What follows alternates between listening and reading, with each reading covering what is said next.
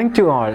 So in the last class we discussed regarding the first part of the chapter, which is the divided times, how literature teaches us to understand the other, by Amanda Miguel-Paulo.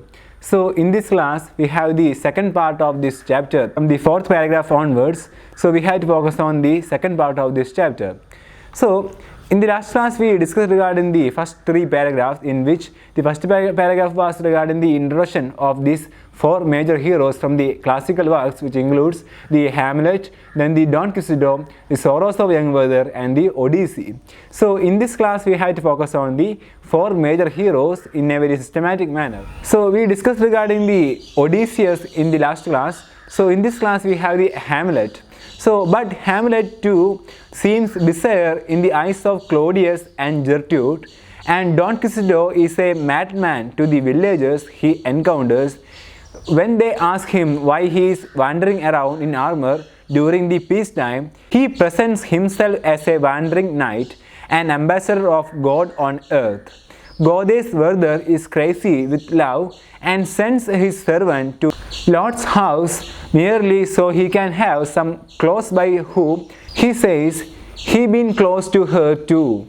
So in this paragraph we have the three major heroes from the works of this Hamlet, and then we have the Don Quixote, and from the Sorrows of the Young Werther. So Hamlet too seems bizarre in the eyes of Claudius and Gertrude. So bizarre means unusual. So Hamlet wants to take revenge upon Claudius, in which he believes that the Claudius who killed his father, who is the King Hamlet. Then regarding the Don Quixote, he is a madman to the villagers he encounters. When they ask him why he is wandering around in armor during the peacetime, he presents himself as a wandering knight. So Don Quixote is a representative of these kinds of knight man, in which an ambassador of God on earth. So basically he is the kind of representation for the wandering knight. Then regarding the goddess works, Werther is crazy with love, and he sends servant to the Charlotte's house merely so he can have someone close by whom he says he been close to her too. So this is regarding the Don Quixote, in which his love towards the Charlotte. So here we have different types of stories from different point of view, especially from the Hamlet point of view. He wants to take the revenge upon the Claudius, and regarding the Werther, who is the knight, and he is a kind of wandering knight, and he wandering around during the peacetime too. Then regarding Werther, he represents the kind of a romantic hero in which he loves the Charlotte. So that's regarding the three major aspects regarding the Hamlet, Don Quixote, and the Sorrows of Young Werther. So in the last class we discussed regarding Odysseus, in which he is the representative of the refugees, in which he returned back to Ithaca after the War of Troy. So like that we have four major kind of these heroes, in such a way that they represent different types of stories, their content in the respective novels. So that's regarding the fourth paragraph. So the characters in these books who encounter those paradigmatic heroes as lovers, rivals, servants, and friends, or random passerby think the way that we have been taught to think when we encounter something unusual, exaggerated, or foreign. Odysseus is the filthy shipwrecked sailor, Hamlet sees ghosts, Don Quixote is walking on clouds, and Werther is ruled by an unhealthy passion. So in this paragraph we have the clear idea regarding the heroes, especially the paradigmatic heroes, which means the മാതൃകപരമായ heroes എന്നാണ് ഇവിടെ ഉദ്ദേശിക്കുന്നത്. As lovers, rivals, servants, and friends, or random passerby think the way we have been taught to think when we encounter something unusual, exaggerated, or foreign. And Odysseus is the filthy shipwrecked sailor, Hamlet sees ghosts, and Don Quixote is walking on clouds, and Werther is ruled by an unhealthy passion. So ഇവിടെ പറയുന്നത് നാല് ഹീറോസിൻ്റെയും mind സെറ്റിനെ കുറിച്ചാണ്. So the first one is regarding the Odysseus, in which he is a filthy shipwrecked sailor, and regarding Hamlet, he sees ghosts, especially the ghost of his father, the King Hamlet. Then Don Quixote, who is walking on clouds, and regarding Werther, he is ruled by the unhealthy passion. Then in the next paragraph when what literature does is incorporate the other in all its quirks and peculiarities into the social body, and it allows for the difference and often even proclaims it to be genius. It considers the difference as a sign of courage. The hero is who he chooses to be, and or he fights for his freedom, his ideas, or his aesthetic, as does James Joyce Stephen Douglas in A Portrait of an Artist as a Young Man. So here we have regarding the literature in which just incorporate the other in all its quirks and peculiarities into the social body. So other എന്നൊരു കോൺസെപ്റ്റിനെ പറ്റിയാണ് ഇവിടെ പറയുന്നത്, especially in the form of this literature. So it just incorporate the other in all the kind of this literature works into the social body. So social body എന്നൊരു കോൺസെപ്റ്റിലേക്ക് കൊണ്ടെത്തിക്കുന്ന ഒരു അവസ്ഥയാണ് പ്രത്യേകിച്ച് literature വർക്കിൽ നമുക്ക് അതർ എന്നൊരു കോൺസെപ്റ്റിനെ കുറിച്ച് പറയാനുള്ളത്. It allows for the difference and often even proclaims it to be genius. So difference കാണാൻ വേണ്ടിയിട്ട്, അതുപോലെ തന്നെ ജീനിയസ് എന്നൊരു കോൺസെപ്റ്റ് അറിയാൻ വേണ്ടി മാത്രമാണ് നമുക്ക് ഈ അതർ എന്നൊരു കോൺസെപ്റ്റ് ഇവിടെ പറയുന്നത്. It considers the difference as a sign of courage. It is very important, in which the difference as a sign of courage, and regarding the hero is who he chooses to be, and also for he fights for his freedom. So hero എന്ന് പറയുന്നത് എപ്പോഴും ഫ്രീഡത്തിന് വേണ്ടിയിട്ട്, സ്വാതന്ത്ര്യത്തിന് വേണ്ടിയിട്ട് എപ്പോഴും fight ചെയ്യുന്ന ഒരു concept ആയിട്ടാണ് നമുക്ക് ഹീറോ എന്നൊരു കോൺസെപ്റ്റ് ഇവിടെ പറയുന്നത്. So regarding the novel a portrait of the artist as a young man, it is the first novel by the Irish writer who is James Joyce. It traces the religious and intellectual awakening of young Stephen Douglas, a fictional alter ego of Joyce, and an allusion of this Douglas, the consummate craftsman of Greek mythology. So basically, the Stephen Douglas is the fictional alter ego of Joyce. So a concept of this James Joyce, the concept of the ego, and Stephen Douglas is the protagonist and anti-hero of his first semi-autobiographical novel of artistic existence, which is the portrait of an artist as a young man, and also an important character in the James Joyce Ulysses. So that's regarding the Stephen Douglas, who is the representative of the concept of the ego by James Joyce. So basically we have a clear idea regarding the hero and also regarding the concept of this other in this paragraph. So first one is regarding the other, in which what literature does is incorporate the other in all the kinds and peculiarities into the social body. Secondly, it allows the difference and often even proclaims it to be genius. Then also it considers the difference as a sign of courage, and the hero is who he chooses to be, or he fights for his freedom, his ideas, or his aesthetic, as does James Joyce Stephen Douglas in the portrait of an artist as the young man. So that's regarding the sixth paragraph of this chapter. Then we have the second last paragraph, in which the fiction teaches us to think creatively about the difference. Anthropological studies, psychoanalysis, sociology all offer the theoretical descriptions for what a novel teaches by example and by identification. The imitation of an action is what Aristotle called as the tragedy. So here we have the concept of the fiction. So the fiction teaches us to think creatively about the difference. So ഡിഫറൻസിനെ പറ്റി ക്രിയേറ്റീവായി ചിന്തിക്കാൻ പറ്റുന്ന സംഭവമാണ് fiction എന്നുകൊണ്ട് ഉദ്ദേശിക്കുന്നത്. അതേപോലെ തന്നെ anthropological studies, psycho analysis, sociology, all these kinds of terms all offer the theoretical descriptions for what a novel teaches by example and by the identification. So these are the different types of genres which is used in the novels, and the first one is regarding the anthropological studies, second one is regarding the psychoanalysis, and third one is regarding the sociology. So the first important thing is that the fiction which teaches us to think creatively about the difference. Then the concept of the tragedy by Aristotle, in which the imitation of an action, it is very important, in which the imitation of an action, which is the tragedy, and it would be difficult for one to think up a more groundbreaking mode of understanding the death.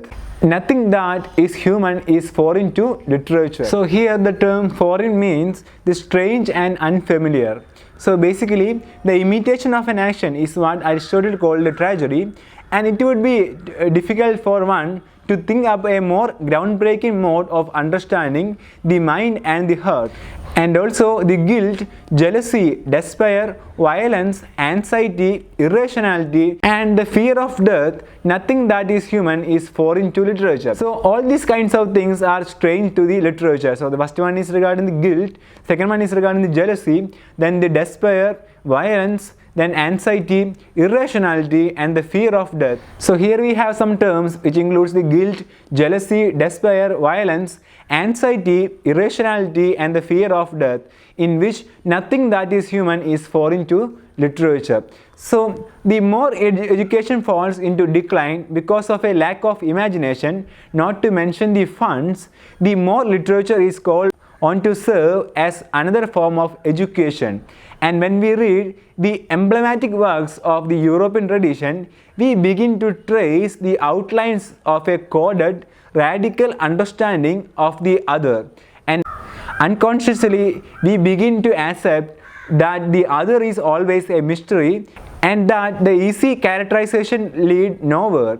Imagine if Odysseus were nothing more than a filthy, shipwrecked man, and think just how much we learn from his arrival on the island of the Phaeacians about the people arriving every day on European shores. If we leave the treatment of the refugee crisis to this mass media, if we forget the shipwrecked man of literature, from Odysseus and Robinson Crusoe to Michael Turnier's Friday, we will remain trapped in the stereotypes of refugees as a homogeneous mass of people who have come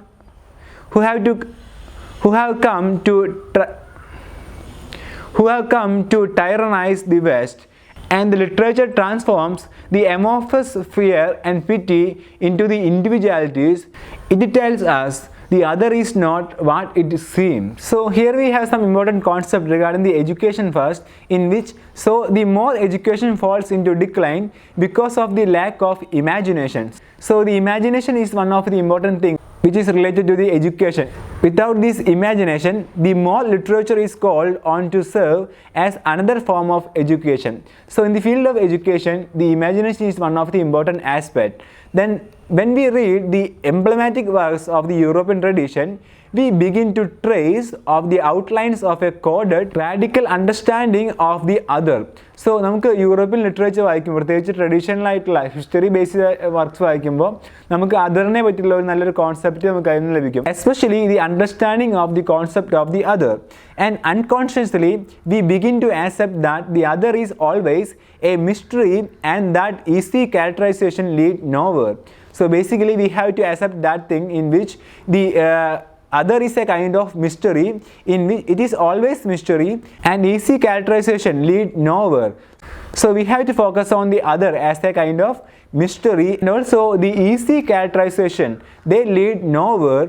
And imagine if Odysseus were nothing more than a filthy shipwrecked man, and think about how much we learned from the arrival on the island of the Phaeacians about the people arriving every day on European shores. So എങ്ങനെയാണ് Odysseus ഒരു famous ആയ ഒരു ക്യാരക്ടറായി മാറിയത്? തിരിച്ച് ഇത്താക്കയിലേക്ക് വന്നപ്പോഴാണ് ഒഡീഷ്യസിനെ കൂടുതലായിട്ട് അവരെ accept ചെയ്ത് വന്നത്. So basically all these kinds of epics, they gives a kind of idea in which the concept of the other is always a kind of mystery. And second point is that easy characterization lead nowhere. It means that the imagination is one of the important aspects regarding the concept of the other, and there is no kind of easy characterization. It doesn't lead to anywhere in the history of the European culture. And also we have the example of the Odysseus, in which he returns to the Ithaca after the war of Troy. So Odysseus' arrival on the island of the Phaeacians about the people arriving every day on European shores, and this means that the kind of transformation of the Odysseus, in which how he transformed from the kind of this refugee into the kind of king of Ithaca. So that's regarding the change in the concept of the other from the kind of these refugees. And also the one important thing is that the concept of the other is always a mystery, and also the easy characterization lead nowhere. And in the last paragraph, if we leave the treatment of the refugee crisis to the mass media, if we forget the shipwrecked men of literature from Odysseus and Robinson Crusoe, we will remain trapped in the stereotypes of refugees as a homogeneous mass of people who have come to tyrannize the West. So it is very important in order to reread all these kinds of European classics in order to get a clear idea regarding the refugee crisis. And if we leave this treatment of the refugee crisis to the mass media, if we forget the shipwrecked men of this literature from Odysseus to the Robinson Crusoe, and we will remain trapped in the stereotypes of refugees as a homogeneous mass of people who have come to tyrannize the West. So എപ്പോഴും ഇത്തരം refugees അവർ west എന്നൊരു കൾച്ചറിനെ ടൈറനൈസ് ചെയ്യുക, അതിനെ ഒന്ന് എടുത്ത് ഉയർത്താൻ വേണ്ടിയാണ് എപ്പോഴും ശ്രമിച്ചിരുന്നത്. And the last point is that the literature transforms the fear and the pity into the individualities, and finally it tells the other is not what it seems. So basically the literature, it just transforms the fear and pity into the individualities, and finally it tells that the other is not what it seems. So this is the final part of this chapter, in which we have a clear idea regarding the literature, in which it transforms the fear and pity into the individuality, and also the other is not what it seems. So നമ്മുടെ കോൺസെപ്റ്റിൽ ഒതുങ്ങുന്ന സംഭവമല്ല എന്ത് other എന്നൊരു concept. So ഇതാണ് നമുക്ക് ഇവിടെ concluding പാർട്ടിൽ നമുക്ക് പ്രത്യേകിച്ച് നോക്കാനുള്ളത്. So that's regarding the second part of this chapter, which is the divided times how literature teachers us to understand the other. Now we have to focus on some important points from this chapter. So first one is that this article is extracted from the opening speech of the second International Literature Festival of Odessa and translated from Greek by Karen Emmerich. And now we have to focus on the definition of the literature, in which the literature is generally defined as the reflection of society and what happened to around us. Then as the time passes, the literary works are viewed as the imagination of the dominant class, but since the age of classical literature, a hero was created who was capable of challenging the perceptions of the dominant class. So here we have the concept of the hero. And the important thing is that all heroes are the anti-heroes, and Amanda Miguelopoulos raises this question of how old classics can be read innovatively in the modern age against the majoritarian perspective of the media. And this chapter is the opening speech delivered in the second International Literature Festival of Odessa, in the backdrop of the heated discussion regarding the other, especially about the refugees, sexual minorities and the marginalized people. And according to Amanda, it is the right time to reread or deconstruct the classical literature and find out the new tests and experiences that reflects the contemporary realities from it.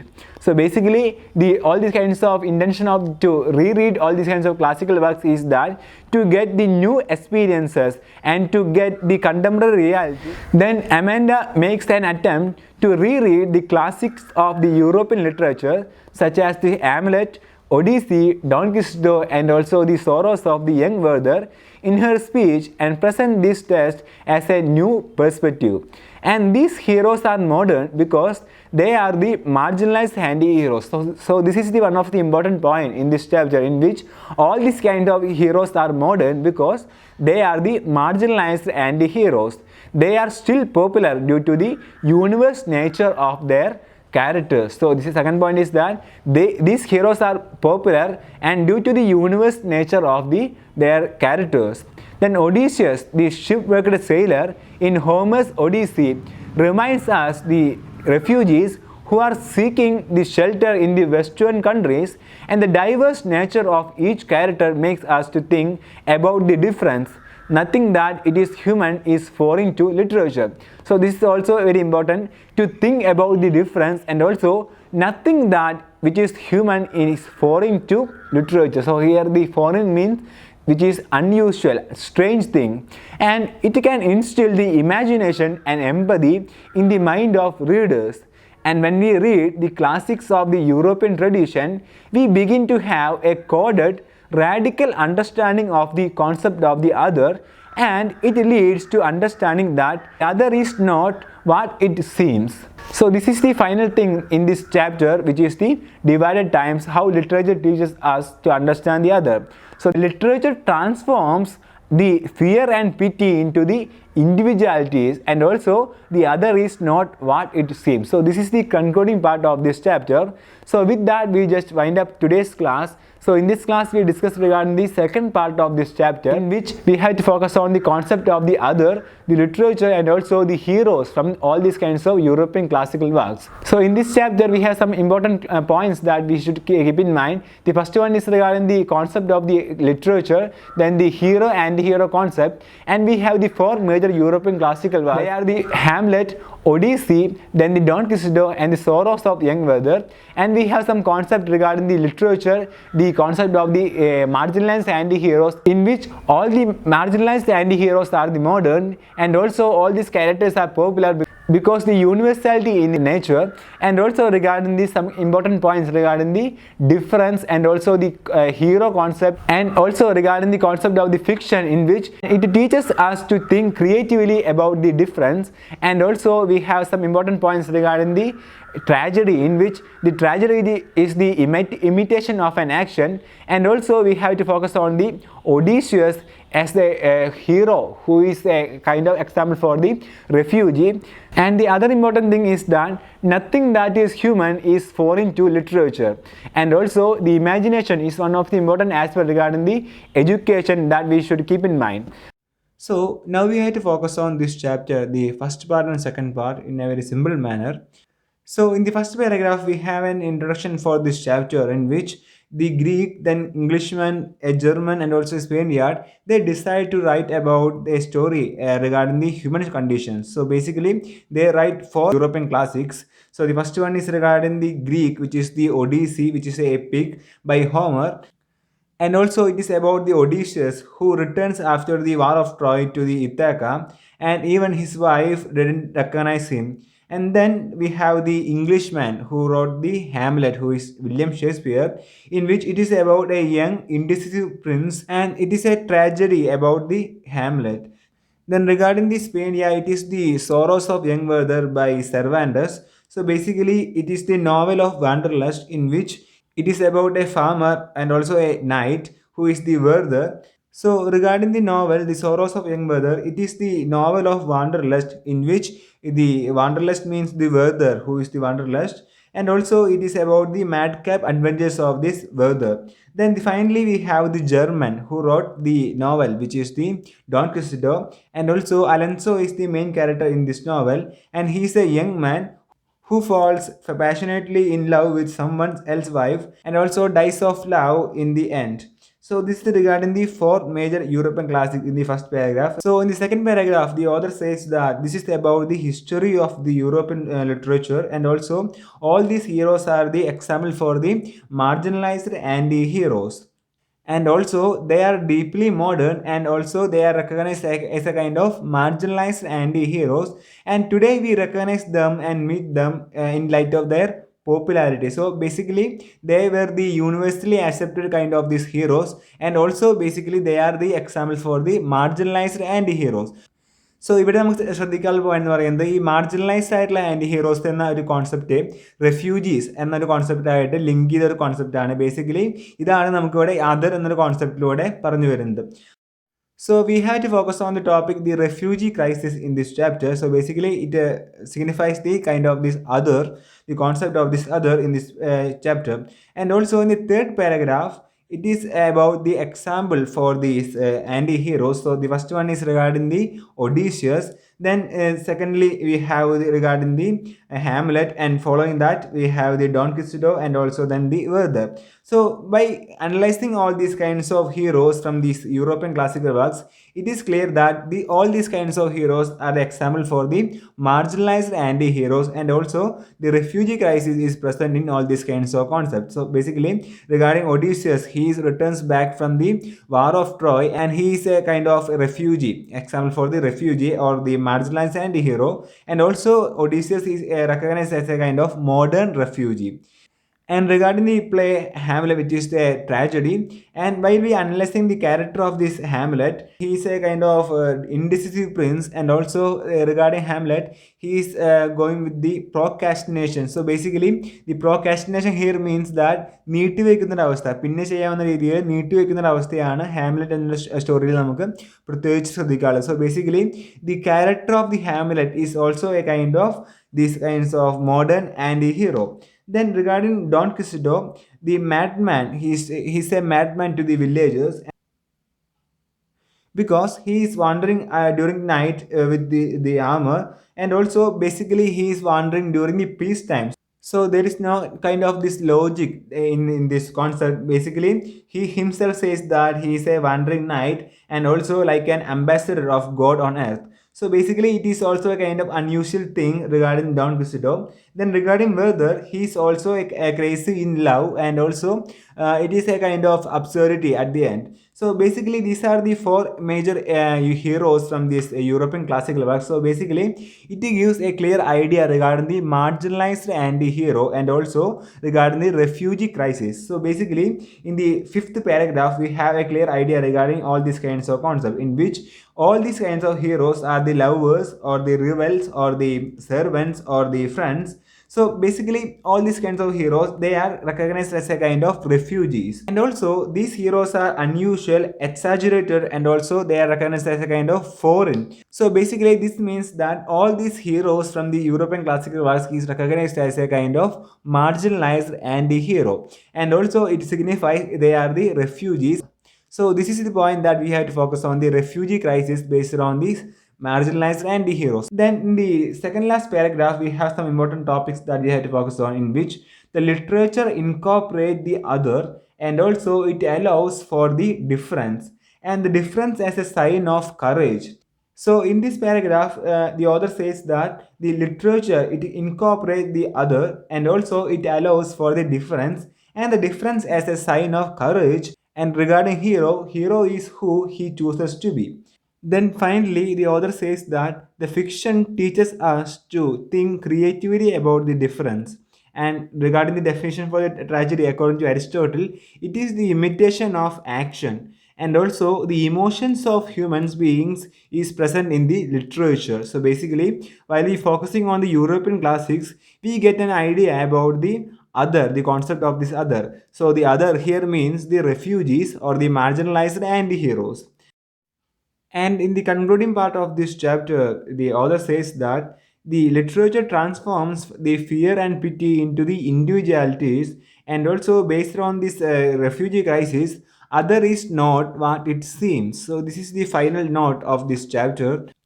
And also this chapter is based on the refugee crisis, and also how we can resolve this refugee crisis. So according to Amanda Miguel Paolo, it is the right time to reread the European classical works in order to get a clear idea regarding the refugee crisis. So in this chapter, the concept of the other, which signifies the refugee crisis, the problems of these refugees. So these are some important points that we should keep in mind from this chapter. So that's for today. Thank you. Happy learning.